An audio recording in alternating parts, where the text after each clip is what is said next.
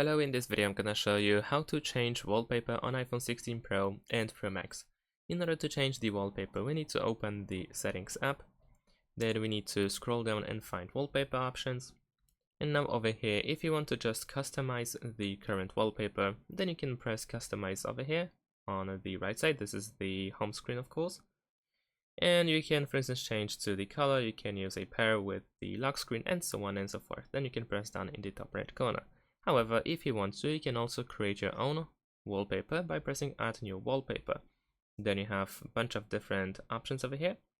And if you want to, you can also use like an emoji, you can use a color and so on and so forth. At the top over here, you also have options or even your own photo. And let's say I'm gonna choose maybe something from here. Let's say this thing over here.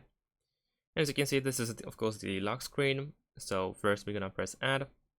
And then we can set as wallpaper pair or customize home screen. I'm gonna set it as pair because, well, I will have it for both the lock screen and home screen.